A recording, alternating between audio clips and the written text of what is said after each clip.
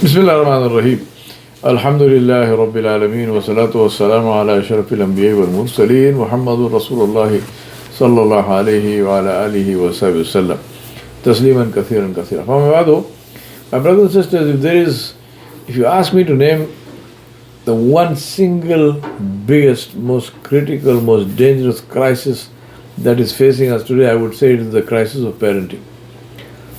The crisis of parenting. And the reason for that is because we have tried to, and for a lot of us, we have managed to factor Allah subhanahu wa ta'ala out of the equation. And I want to therefore begin with this statement. Factor Allah into the equation because He is in it anyway. Factor Allah into the equation because He is in it anyway. By equation, I mean every decision in life. Factor Allah into that equation, meaning be concerned about my decision, my action, my speech, my, where I spend my time and so on. Does it please Allah or not? Is it something which is likely to displease Allah subhanahu wa ta'ala or not? This is something which must be top of the mind for us, which must be in every single thing we say or do, and this is the thing which is hugely missing. Now, adults, parents, people of, my generation and even younger ones who have children, they tend to place all the blame on the children. And they say this is what is wrong with the young generation, this is what is wrong with the youth. I say the problem begins with you. It's not what is wrong with you, it's what's wrong with you. Because that younger generation did not come from Jannah. It didn't come from heaven. You raised them. So if there is a problem with them, and believe me, they got serious problems, those problems were either created by you as parents or you failed to deal with them at a time when they could be dealt with. So let's see, how do we connect our children to Allah subhanahu wa ta'ala, because first things must come first. I say to you and myself, and I remind myself and you, that Islam is the name of a relationship. It's not a theology, it's not a philosophy, it is a relationship. When we say, Ashhadu an la ilaha illallah, you say, I bear witness that there is no one worthy of worship except Allah. And when I say that, when I say I bear witness, it means that therefore I worship Allah. I do not worship anybody else. When I say I bear witness that Muhammad sallallahu alaihi wasallam is the messenger of Allah, the last and final of them, after whom there is none other. When I say Ashhadu anna Muhammadur Rasulullah, it means I say I bear witness, meaning I say and I bear witness and I am proof and I am evidence that I follow Muhammad sallallahu alaihi wasallam only and not anybody else. Meaning that if there is a way that Rasulullah sallallahu alaihi wasallam did something or said something or behaved in a certain way, and somebody else who behaves in a way which is contrary to that, then I will not follow that contrary way. I will follow the way of Muhammad sallallahu alaihi wa ala alihi wa sallam. So the Shahada, when we take the Shahada, this is an act of accepting that relationship. Islam is the name of a relationship. The Shahada is the action of accepting that relationship, and we say, yes, I am in this relationship. And being a Muslim and Islam is to fulfill the rights of that relationship, because every relationship has rights. Every relationship has rights, and every relationship grants us certain privileges. We have those privileges as long as we continue to fulfill those rights. Right? If you stop fulfilling the rights, then the privileges are taken away from us. And this is what has happened to us. Our privilege was that Allah subhanahu wa ta'ala would listen to us. Our dua was accepted. Today our dua is not accepted because we have removed the responsibility of fulfilling the right. The dua of the person who is connected is fulfilled. When you break the connection, dua is not fulfilled. Acceptance of dua is a privilege, fulfilling the right of Allah, to make Allah number one in our lives. This is the right which must be fulfilled. Now, this is important, this relationship with Allah subhanahu wa ta'ala and with His Rasul sallallahu alaihi wasallam, is because this is the only relationship that transcends this life. All our relationships end with death. Some end before death, but with death everything ends. our relationship of parent and child, a relationship of a spouse, a relationship as employer, employee, citizen, ruler, whatnot. Every single relationship ends with death except our relationship with Allah. And that is why this is the first question in the grave, Man Rabbuk. They are not asking you, Ma Rabbul Alameen. They don't say, who is the Rabb of the heavens and the earth? They say, who is your Rabb? It's a question which is focused at the relationship. Who is your Rabb? The Malaika know who Allah subhanahu wa ta'ala is. They don't have to ask you for that. They are asking you, who is your Rabb? Man Rabbuka. Allah subhanahu wa ta'ala mentioned this relationship and He said, وَالَّذِينَ آمَنُوا أَشَدُّ حُبًّا لِلَّهِ. The nature of the relationship Allah subhanahu wa ta'ala mentioned, and He said this is a relationship of love. Not just love, أَشَدُّ حُبًّا. The superlative form of shadid, the most sincere love, love with great intensity. Allah said, but the true believers, the mu'mineen, they love Allah more than anyone and anything else. Question I have to ask myself is, do I love Allah? And if the answer is yes, then there has to be evidence. What is the evidence that I love Allah? If the answer is no, then it's big bawal, big problem. What am I going to do to change that? There are two benefits of loving Allah subhanahu wa ta'ala. One is a sense of awareness of being in the presence of Allah subhanahu wa ta'ala, which comforts the heart. How can anything harm me when my Rabb is with me? He said, فَأَيْنَمَا كُنْتُمْ He said, فَأَيْنَمَا كُنْتُمْ فَسَمَّ وَجْهُ اللَّهِ. He said, wherever you look, you will see the wajh of Allah subhanahu wa ta'ala, the face of Allah subhanahu wa ta'ala. You will see the signs of Allah subhanahu wa ta'ala. He said, وَهُوَ مَعَكُمْ أَيْنَمَا كُنْتُمْ He is with you wherever you might be. That is sense of awareness of the ma'iyat of Allah, of the presence of Allah subhanahu wa ta'ala in our lives. This is a huge, huge, huge comfort. Takes away all stress, takes away all kinds of tension, takes away all depression, takes away all anxiety, because my Rabb is with me. My Allah is with me, so who can harm me? My Allah is with me, so what else do I need? My Allah is with me, so how can I lack for anything? My Allah is with me, so how can anything threaten me? My Allah is with me. Second big benefit is, it is a shield against sinning, a shield against disobeying Allah subhanahu wa ta'ala. Because if my Rabb is with me and I am aware of that, how can I lie? How can I cheat? How can I do anything which incurs the displeasure of Allah? Right? Allah is always with us, but we don't have that awareness, we don't have that sense of that. But when a person loves Allah subhanahu wa ta'ala, then the person is mentally and in his heart and spiritually engaged with Allah, in dhikr, in remembering Allah, in seeing His signs, in saying subhanallah. Such a person will have great difficulty committing a sin, and that's a good difficulty to have. This is the essence of Islam. The essence of Islam is to be aware of this relationship between the Abd and the Rabb, and to fulfill the rights of that relationship. So how can we know Allah subhanahu wa ta'ala? In two ways. One, by the way in which Allah subhanahu wa ta'ala introduced Himself. Because nobody can introduce Allah as He introduced Himself. And number two, by reflecting with gratitude, with shukr, on Allah subhanahu wa ta'ala's creation which surrounds us, and we are also His creation, and by reflecting on His blessings on us. For each of us, these blessings are different. It is very important to remind ourselves of this. Allah subhanahu wa ta'ala said, وَإِن تَعُدُّوا نِعْمَةَ اللَّهِ لَا تُحْصُوهَا. Allah said, if you try to count the blessings of Allah, you will not be able to count. So let us at least make an attempt. At least make an attempt to count the blessings of Allah subhanahu wa ta'ala. I remind myself and you to make this self-test of faith. Allah subhanahu wa ta'ala said in Surah Al-Anfal, إِنَّمَا الْمُؤْمِنُونَ الَّذِينَ إِذَا ذُكِرَ اللَّهُ وَجِلَتْ قُلُوبُهُمْ وَإِذَا تُلِيَتْ عَلَيْهِمْ آيَاتُهُ زَادَتْهُمْ إِيمَانًا وَعَلَى رَبِّهِمْ يَتَوَكَّلُونَ الَّذِينَ يُقِيمُونَ الصَّلَاةَ وَمِمَّا رَزَقْنَاهُمْ يُنْفِقُونَ.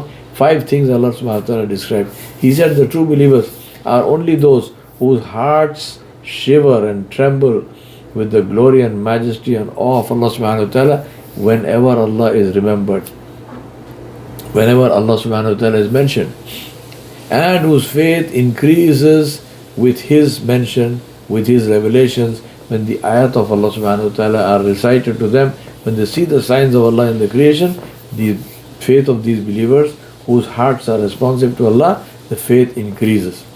And they have tawakkul on Allah. They have complete and total reliance on Allah subhanahu wa ta'ala. And they are those who establish the salah, yuqimuna salata wa mimma razaqnahum yunfiqun, and who donate and who spend from what we have provided them. 5 qualities, self-test for us. Do I have iman or I don't have iman? Now, I will recite for you some ayat where Allah subhanahu wa ta'ala introduced Himself. You know all of these ayat, so I will not translate them for you. Just focus on your heart and see if anything is happening to your heart or not as you listen to the recitation. Believe me, it has nothing to do with the recitation, it's nothing to do with the ilhan, it's nothing to do with the sound of the voice. It has everything to do with the state of our hearts. Right? So Allah subhanahu wa ta'ala said, أعوذ بالله من الشيطان الرجيم بسم الله الرحمن الرحيم الله لا إله إلا هو الحي القيوم لا تأخذه سنة ولا نوم له ما في السماوات وما في الأرض من ذا الذي يشفع عنده إلا بإذنه يعلم ما بين أيديهم وما خلفهم ولا يحيطون بشيء من علمه إلا بما شاء وسع كرسيه السماوات والأرض ولا يؤوده حفظهما وهو العلي العظيم الله أكبر الله أكبر لا إله إلا الله والله أكبر الله أكبر ولله الحمد هو الله الذي لا إله إلا هو عالم الغيب والشهادة هو الرحمن الرحيم هو الله الذي لا إله إلا هو الملك القدوس السلام المؤمن المهيمن العزيز الجبار المتكبر سبحان الله عما يشركون هو الله الخالق البارئ المصور له الأسماء الحسنى يسبح له ما في السماوات والأرض وهو العزيز الحكيم بسم الله الرحمن الرحيم قل هو الله أحد الله الصمد لم يلد ولم يولد ولم يكن له كفوا أحد. The first was Ayat al-Kursi, as you know. The second one were the last ayat of Surah al-Hashr, and the third one is Surah al-Ikhlas. Please look up the meanings. The key thing is what happened to my heart when I was listening to this. My brothers and sisters, it is critical when you are talking about connecting your children to the Quran. It is critical to understand one very important thing, and that is to connect your children to the Quran, you have to be connected to the Quran. To connect your children to Allah, you have to be connected to Allah. It doesn't work otherwise. We can only give what we have. If I have no connection, I cannot give it to you. I can only give you the connection if I have a connection.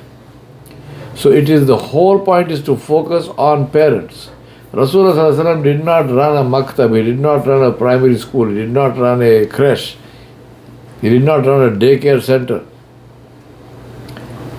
Parenting is a contact sport. Parenting is not a remote control exercise. You cannot outsource parenting to somebody else, to the masjid, to the imam, to the mauli sahib, to the school, to the whatever. Parenting has to be done by parents. That's the reason why parents have this position in Islam. Not because biologically you are the means by which the children were born, but because of what you do to connect them to Allah subhanahu wa ta'ala, their tarbiyah. And that tarbiyah cannot happen by people who don't have tarbiyah themselves. So tazkiyatun nafs must begin with myself. I have to do my own tazkiyah. I have to purify myself before I purify anybody else. So I remind myself and you, please focus on yourself. What is the state of your heart? When you listen to the Quran, does anything happen to your heart? If it doesn't happen, there is a big problem. There is a sickness. The heart has hardened. The heart has become deaf to the kalam of Allah subhanahu wa ta'ala. What's the plan to change that? Allah subhanahu wa ta'ala mentioned himself and he said, Inna fi khalqi samawati wal ardi wa ikhtilafi al-layli wal nahari la ayatin li ulil albab الذين يذكرون الله قياما وقعودا وعلى جنوبهم ويتفكرون في خلق السماوات والأرض ربنا ما خلقت هذا باطلا سبحانك فقنا عذاب النار.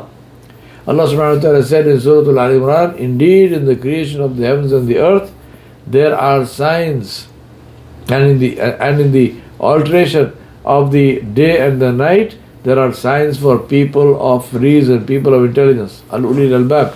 And then Allah described them. He said, who are they? Two criteria which are joined. They are those who remember Allah subhanahu wa ta'ala standing, sitting and lying down and reflect on the creation of the heavens and the earth. And they make dua and they say, Oh Allah, O our Rabb, you have not created all of this without purpose. All glory be to you. Protect us from the torment of the fire. Two criteria of al-ulil albab, intelligent people. Please apply it and see, does it apply to you? Does it apply to me? Dhikr of Allah, standing, sitting and lying down, what does it mean? It means what it says, which is, do we remember Allah subhanahu wa ta'ala in every aspect of our lives? Also, by definition, therefore, if I am remembering Allah subhanahu wa ta'ala standing, sitting and lying down, then I cannot be committing sins standing, sitting and lying down. I cannot be earning and eating haram standing, sitting and lying down. I cannot be disobeying Allah subhanahu wa ta'ala when I am in the dhikr of Allah subhanahu wa ta'ala. So it's not just a matter of walking around with the tasbih saying subhanallah, subhanallah. It's a matter of having Allah subhanahu wa ta'ala, the sense and awareness of Allah subhanahu wa ta'ala in the heart, constantly engaged with Him Jalla Jalaluhu, in praising Him, glorifying Him, and in being grateful and thankful to Him. And who focus on the creation of the heavens and the earth. People who are interested in science and technology, people who are interested in how the world, Allah subhanahu wa ta'ala, how He created it, how He runs it and so on. All of these things, when the believer, and remember the sequence of it, first know Allah, first obey Allah, first have taqwa, then go into science.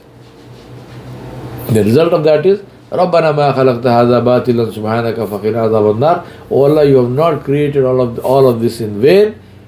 All glory to you, save me from the fire. When this is not there, when the sequence is reversed, or there is only one focus on the world, the science and technology, on the creation of the world, then you have people who are scientists, who are atheists. Because they don't see the signs of Allah. They see the thing by itself. They don't know where it came from, and they have all kinds of ridiculous statements and explanations for it. So what did Allah subhanahu wa ta'ala create? Let me tell you just three things. One, Allah created a bird called the bar-tailed godwit. And when I say called, this is the name we give to the bird. Bar-tailed godwit. It's about this size. In the size of your hand, it's the size of a snipe, long big bird. It's what's called a shorebird. This bird flies from Alaska to New Zealand. 11,500 kilometers non-stop flight in 9 days and nights. What does that mean? It means the sun rises, the sun sets, the sun rises, the sun sets, the bird is flying. There are oceans underneath, the bird is flying. There are forests underneath, the bird is flying. There are deserts underneath, the bird is flying. There are cities underneath, the bird is flying. 9 days and 9 nights, no food, no water, no sleep. Allah created the brain of the bird in such a way that half the brain sleeps and half the brain is awake while the bird is still flying. It's not an albatross coasting on a 12-foot wingspan. It's a small bird. It's beating its wings. 9 days and nights, non-stop flight from Alaska to New Zealand. Ask yourself, why? If you say it's going because of food, it does not have to go all the way to New Zealand to get food. There's plenty of food much closer to Alaska. The bird does not need to go all the way to New Zealand. So why is this bird going all the way to New Zealand, from Alaska to New Zealand? Why is it flying non-stop? Why doesn't it stop on the way somewhere? Ask yourself why. Second bird, the bar-headed goose.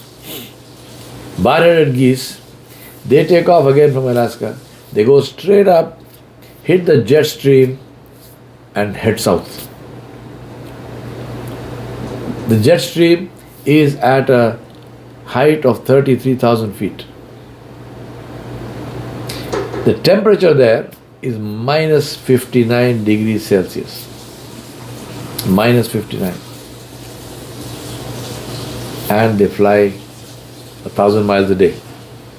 That's the speed.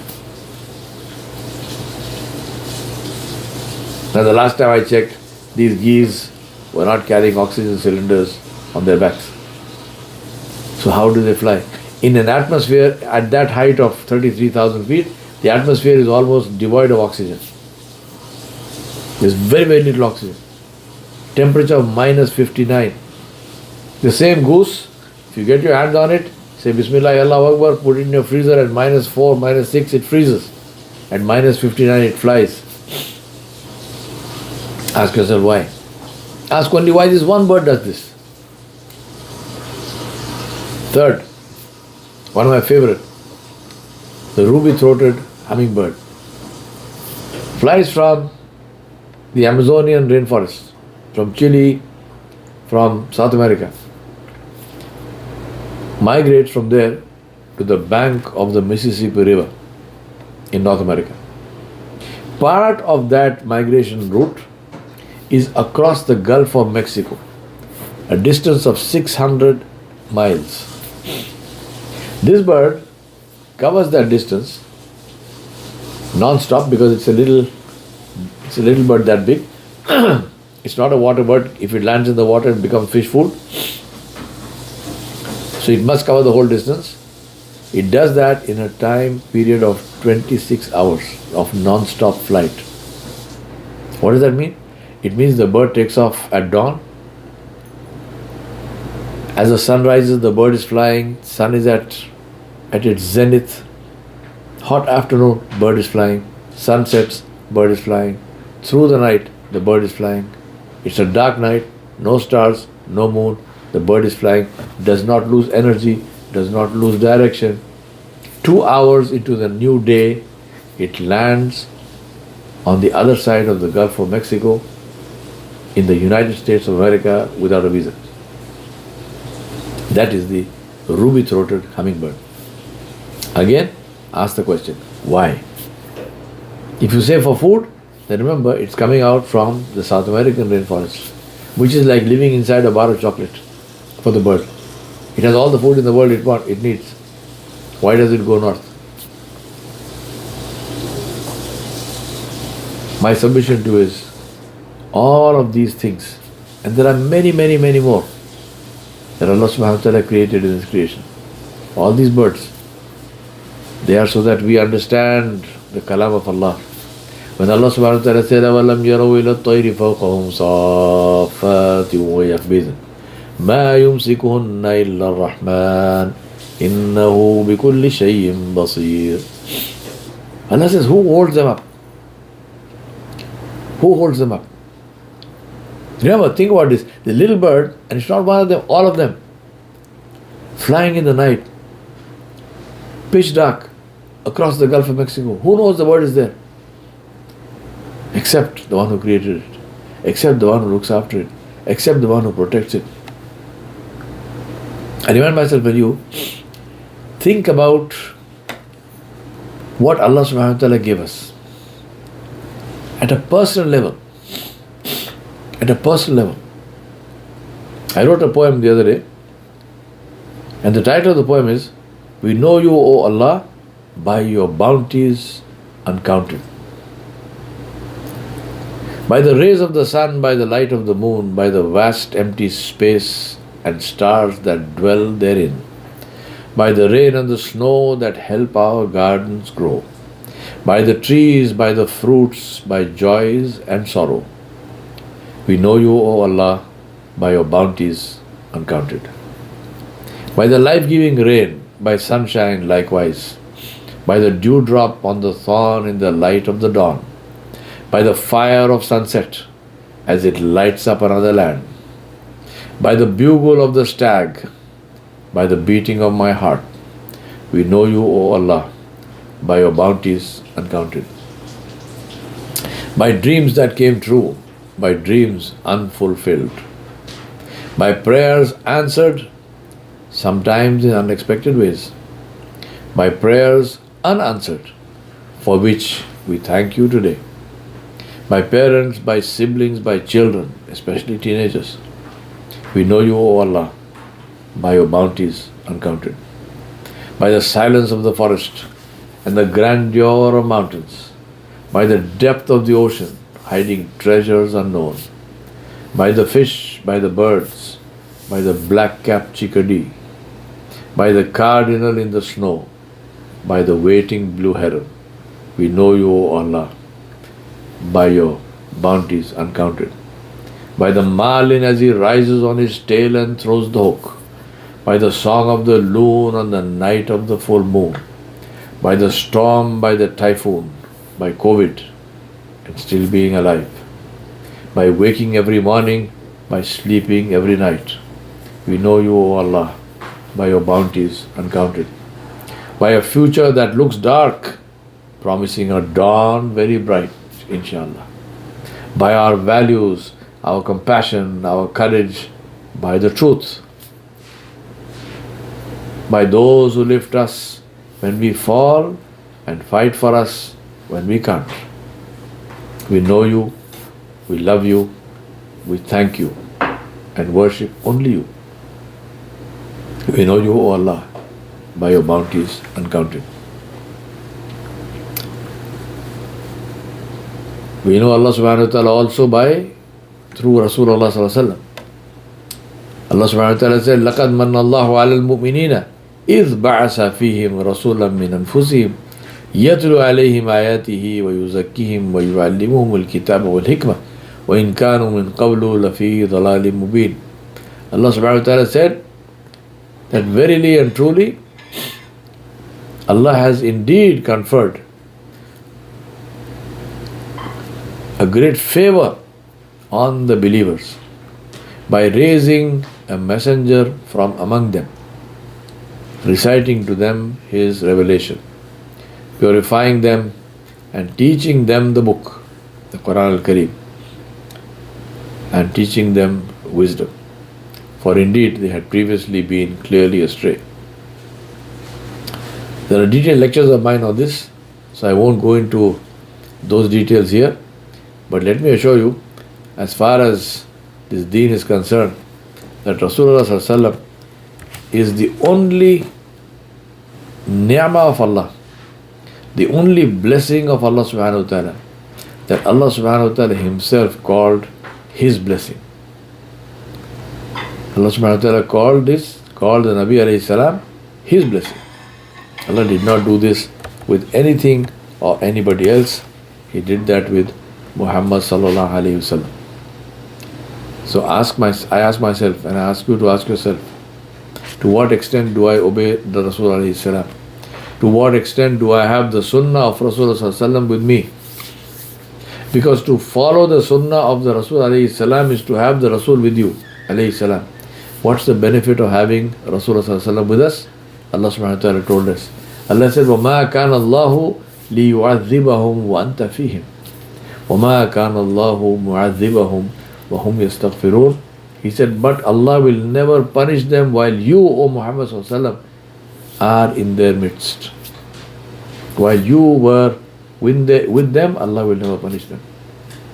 In today's life, to have the sunnah of the Nabi alayhi salam in our lives is to have the Nabi alayhi salam in our lives. And then Allah said, nor would He ever punish them if they sought forgiveness, if they prayed for forgiveness. So let us make a lot of istighfar. Astaghfirullah alladhi la ilaha illa huwa al-hayyul qayyum wa atubu ilayh. Let us make a lot of istighfar. So finally, what must we do to connect our children to Allah subhanahu wa ta'ala? 3 critical steps. Number 1, as I mentioned before, get connected to Allah yourself. You cannot connect unless you have a connection. And for that, make tahajjud fard on yourself.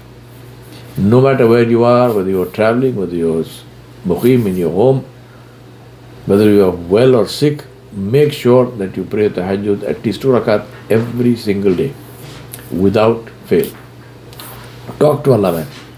Talk to Allah, because Allah subhanahu wa ta'ala understands that, He understands us, He listens to us, He knows our languages, He knows what's in our hearts. Tell Allah subhanahu wa ta'ala your story. Allah knows the story anyway, but this is the position of the abd, the position of the slave, the position of the one who is bonded to Allah subhanahu wa ta'ala, that He tells him his story. Make the tahajjud fard on yourself, but talk to Allah. Number 2, follow the sunnah of Rasulullah sallallahu alaihi wasallam in your life. Follow the sunnah in your life. Every single thing that you try to do it according to the sunnah. For that, it is essential to study the seerah of Rasulullah sallallahu alaihi wasallam, to study his biography, to understand what did he do, why did he do it, and why did he do that, what kind of challenges did he have in his life. His life is so beautiful, so composite. Any situation in your life, you want to know how to be a great father, look in the life of Rasulullah.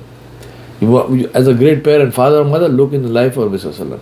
You want to know how to be a good son or daughter, look in the life of Rasulullah. You want to know how to be a good employer, employee, how to be a teacher or student, how to be somebody who is a leader, how to be somebody who is a follower. Every single aspect of life, how to earn a living, what to do with that money, all of that and more is in the life of Rasulullah sallallahu alaihi wasallam. So please study the seerah. It's absolutely critical. Please study the seerah. And make the following of sunnah again further yourself. You have to follow somebody. Follow Muhammad sallallahu alaihi wasallam. Follow the best example that ever existed. And finally, focus on your own actions and behavior. Because children listen with their eyes.